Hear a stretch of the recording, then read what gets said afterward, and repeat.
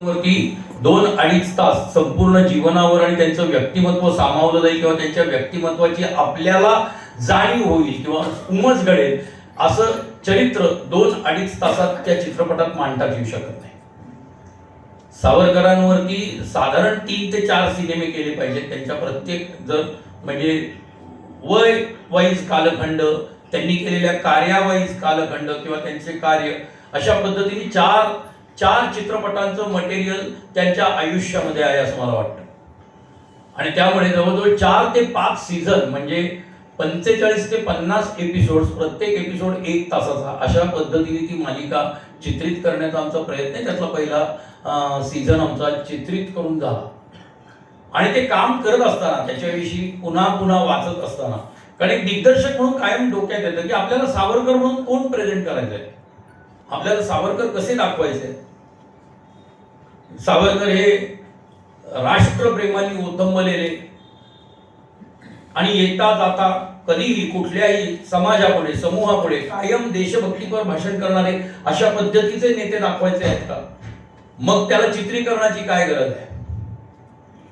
सावरकर व्यक्तिमत्व म्हणून दाखवायचं असेल तर त्यांच्या व्यक्तिमत्वामधला सगळ्यात मोठा पैलू जो बालपणापासून, जसं मी म्हणलो की मृत्यू त्यांच्या सोबत सतत होता, तसं काव्य बालपणापासून त्यांच्याबरोबर सतत होतं. कविता ही लहानपणापासून त्यांच्याबरोबर सतत होती. ललित लेखन हे महाविद्यालयीन कालखंडापासून त्यांच्याबरोबर सतत होतं. इतिहास प्रेम आणि इतिहासाचा अभ्यास आणि त्याच्यातून त्यांनी काढलेले ऐतिहासिक निष्कर्ष, विविध व्यक्तिमत्वांबद्दल विविध प्रसंगातून त्यांना जे सांगायचं आहे ते, त्यांना जे विचार मांडायचे आहेत ते, हे लहानपणापासून त्यांच्या सोबत होते. त्यामुळे ते व्यक्तिमत्व दाखवताना त्यांच्याबद्दल त्यांच्यातला साहित्यिक, त्यांच्यातला कवी, त्यांच्यातला नाटककार, त्यांच्यातला ललित लेखक, त्यांच्यातला चरित्रकार हे वेगळे काढताच येऊ शकत नाही. ज्यावेळेला मराठी भाषा आणि सावरकर असा विषय दिला जातो तर पटकन आपण उडी मारतो ते त्यांनी जे काही शेकडो शब्द मराठी भाषेला दिलेले, ती तर त्यांची देणगी आहेच, यात वादच नाही. मराठी भाषा समृद्ध करण्यासाठी किंवा अभिजात मराठी भाषा घडवण्यासाठी फार मोठं मोलाचं योगदान सावरकरांचं आहे की त्यांनी प्रचलित असलेल्या अनेक इंग्रजी शब्दांना इतके सुंदर, आणि आता पुन्हा मला त्याच्यासाठी मराठी इंग्लिश शब्द वापरावा लागतो, इतके ॲप्रोप्रिएट मराठी शब्द दिलेले आहेत की ते चपखल बसले आणि त्या पद्धतीने आपल्या तोंडामध्येही ते आले. मग महापौर असेल, दिग्दर्शक असेल, छायाचित्रकार असेल, संपादक असेल म्हणजे एडिटर, संकलक, हे जाता जाता दिलेले मराठी शब्द आहेत. हे तर त्यांची मोठी मोलाची देणगी आहेच, परंतु ज्या पद्धतीचं काव्य सावरकरांनी लहानपणापासून लिहिलं ते काव्य, ही सगळ्यात मोठी देण मराठी सारस्वताला आहे, साहित्य क्षेत्राला आहे. साहित्याच्या या एवढ्या मोठ्या व्यापामध्ये मराठीच्या समृद्धतेची भर घालणारा असा आहे. ह्याची सुरुवात कुठपासून झाली असावी? म्हणजे मी ज्या वेळेला त्या चरित्राचा अभ्यास करायला लागलो तर सावरकर साधारण मला माहीत असलेल्या आणि ज्ञात असलेल्या याच्यानुसार 10व्या-11व्या वर्षापासून लिहायला लागलेले होते. बरं, आता याला काही पूर्वपीठिका होती का की बाबा घरामध्ये कोणीतरी आहेत, बाबा लेखक आहेत, कीर्तनकार आहेत, प्रवचनकार आहेत, त्यांच्या तोंडून वेळोवेळीच्या उक्त्या ऐकल्या, वेळोवेळी जे अभंग ऐकले, ओव्या ऐकल्या, ज्यांची कीर्तनं पाहून किंवा इतर काही व्याख्यानं ऐकून वगैरे काही त्यांच्यावर संस्कार झाले होते का? तर मला स्वतःला, मी जेव्हा सावरकरांच्या व्यक्तिमत्वाचा अभ्यास करायला लागलो त्यावेळेला मला असं जाणवलं की सावरकर हे आपले आपण सेल्फ मेड, आपले आपण घडलेले राजकीय नेतृत्व होतं, घडलेला क्रांतिकारक होता. सावरकर हे साहित्यिक म्हणूनही त्यांचे ते घडलेले होते. त्यांनी जे लहानपणापासून घरामधल्या विविध ग्रंथांचं वाचन केलं, त्याच्यावर स्वतः विचार केला, अत्यंत स्वतःचा विचार करून त्या विचारावर तार्किक दृष्ट्या घडत गेलेलं व्यक्तिमत्व म्हणजे सावरकर आहे असं मला वाटतं. पूर्ण तर्काच्या आधारावरती घडत गेलेलं व्यक्तिमत्व म्हणजे सावरकर आहे.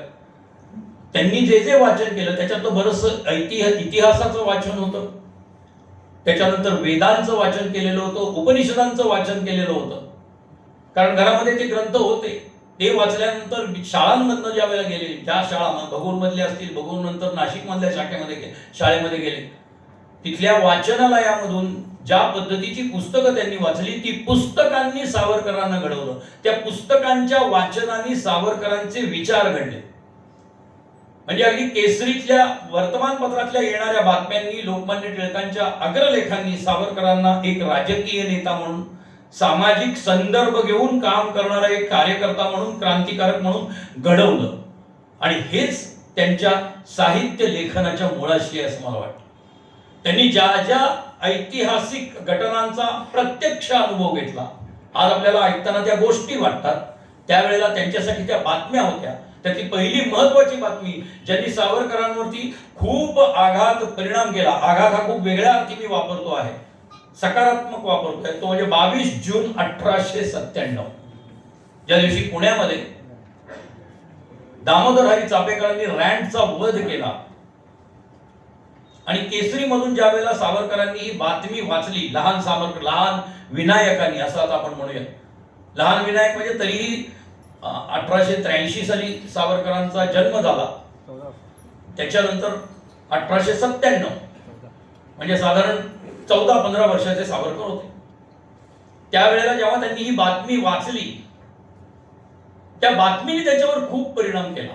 त्यांच्यातला क्रांतिकारक घडण्यासाठीतली काही जी मूळ कारणं आहेत, आणि जेव्हा ते क्रांतिकारक बनू लागले त्यावेळेला त्यांच्या काव्यामधली जी मूळ कारणं आहेत ती त्यांचं क्रांतिकारक बनणं, त्यांचे विचार क्रांतिकारी होणं, देश स्वतंत्र करण्यासाठी त्यांचा असलेला स्वतः मार्ग त्यांनी शोधून काढणं, आणि या सगळ्याच्या या त्यांच्या काव्य प्रतिभेच्या मुळाशी हा सगळा विचार होता असं मला वाटतं. सावरकरांनी चापेकरांवरती पहिल्यांदा एक जवळजवळ 7 ते 8 कडव्यांचा दामोदर हरी चापेकरांवरती पोवाडा रचला होता. ही त्यांच्या काव्यातली काही पहिली, ज्याला आपण म्हणतो पहिली, आता याला अडखळणारी पावलं म्हणताच येत नाही, कारण तो पोवाडा तुम्ही वाचल्यानंतर, माझा तोंडपाठ नाही असता तर मी नक्की म्हणून दाखवला असता, पण ती अडखळणारी पावलं म्हणता येत नाही. जसं आम्ही माझ्या एकांकिकेच्या प्रवासामध्ये मी नेहमी म्हणतो की 87 साली जर मी लिहायला सुरुवात केलेली असेल, 87-88 साली, मग अशी ज्यांचा आपण सत्कार केला ते सुरेशजी आणि मी समवयीन समकालीन आहेत, जे आज निवृत्त झालेले आहेत म्हणून आपण त्यांचा सत्कार केला. मीही 4 जूनला निवृत्त होणार आहे, म्हणजे मीही थोडक्यात 60 वर्षाचा होणार आहे. तर त्यांनी जेव्हा मला सांगितलं की आपण एका एकपात्री स्पर्धेमध्ये स्पर्धक होतो, आणि तेव्हापासूनचा आमचा एकमेकांची प्रत्यक्ष ओळख नसलेला हा परिचय होता, ती जशी आमची अडखळणारी पावलं आमची आम्हाला जाणवतात, तसं ज्या वेळेला आपण सावरकरांच्या पहिल्या काव्यामधल्या या काही कविता वाचायला लागतो, त्यावेळेला असलेली त्यांच्या त्या पोवाड्यामधली शब्दांची रचना असेल, ज्या पद्धतीने यमक जुळवण्यासाठी प्रत्येक ओळीतील शेवटच्या शब्दांची केलेली योजना असेल, विचारांचा प्रवाह असेल, कारण शेवटी एखादी कविता, पोवाडा हा एक इतिहास मांडत असतो, एक प्रसंग कथन केला जात असतो, आणि तो प्रसंग ज्या पद्धतीने ऐतिहासिक पद्धतीने प्रवाहित झालेला असतो, तो प्रवाह त्या लिखाणामध्ये येणं अत्यंत गरजेचं असतं. सावरकरांनी ज्या ओघामध्ये, म्हणजे मला तर वाटतं की म्हणजे कित्येक त्यांच्या कवितांच्या बाबतीत असं म्हटलेलं आहे, त्यांनी स्वतःच हे माझी जन्मठेप असेल किंवा माझ्या नाशिक मधल्या आठवणी असतील, माझं बालपण असेल, या ज्या काही त्यांनी स्वतः काही डॉक्युमेंटेशन, त्यांनी स्वतः काही लिहून ठेवलेल्या गोष्टी आहेत, त्याच्यामध्ये त्यांनी कित्येक कवितांच्या बाबतीत असं लिहिलंय की त्यांनी एकटाकी लिहून काढलेलं आहे. तसा हा 22 जून 1897 नंतर लिहिलेला सावरकरांनी चापेकरांवरचा जो पोवाडा आहे, तो मला स्वतःला वाचल्यानंतर असं वाटतं की तो एकटाकी लिहिलेला असणार. कारण मगाशी देशमुख साहेबांनी सांगितलं, त्यांनी त्यांचं भाषण 54 साली ऐकलेलं होतं, सावरकरांचं भाषण त्यांनी ऐकलेलं होतं पुण्यामध्ये, आणि त्यावेळेला ते म्हणत होते की हे आपलं दुर्दैव आहे की मी स्वतः सावरकरांना प्रत्यक्ष बघू शकलो नाही, पण मी जे काही सावरकरांचं व्यक्तिमत्व अनुभवलं, ते त्यांच्या लिखाणामधनं अनुभवलं, त्यांच्या चरित्रामधनं अनुभवलं, विविध त्यांच्यावरती लिहिलेल्या पुस्तकांमधून अनुभवलं. त्यांच्यावरती अनेकांनी झोपेचं सोंग घेतलेल्यांनी अश्लाघ्य टीका केल्यानंतर जो काही जनक्षोभ उफाळून आला, त्या उफाळलेल्या जनक्षोभांमधनं मी सावरकरांचं व्यक्तिमत्व जाणलं, मी सावरकरांचं व्यक्तिमत्व ओळखलं, जाणण्याचा प्रयत्न केला, अभ्यास करायचा प्रयत्न केला. तेव्हा देशमुख साहेब मग अशी सांगत होते की सावरकर बोलायला लागल्यानंतर फटाक्याची लढ उडावी अशा पद्धतीने शब्दांची फेक असायची, आणि सावरकर एका पुढे एक विचार मांडत जायचे आणि बोलत जायचे. तेच त्यांच्या काव्यामध्ये मला दिसतं अनेकदा. विशेषतः म्हणजे याचा संदर्भ मी मगाचपासून देतोय, त्या दामोदर हरी चापेकरांवर रचलेल्या पोवाड्यामध्ये हाच फ्लो, हाच प्रवाह, हाच वेग, हाच भावनांचा उद्रेक त्यांच्या शब्दामधून दिसून येतो. शब्दांमध्ये प्रखर राष्ट्रप्रेम काय असतं, राष्ट्राबद्दल, राष्ट्रासाठी बलिदान देणाऱ्या क्रांतिकारकांबद्दल, अशा अजोड व्यक्तिमत्वांबद्दल काय पद्धतीच्या भावना, काय पद्धतीचा आदर, काय पद्धतीचं प्रेम उफाळून येतं, ते शब्दांमधनं व्यक्त करण्याची जी काही हातोटी सावरकरांच्या लिखाणामध्ये होती, अशी फार क्वचित दिसायला मिळते तत्कालीन याच्यामध्ये.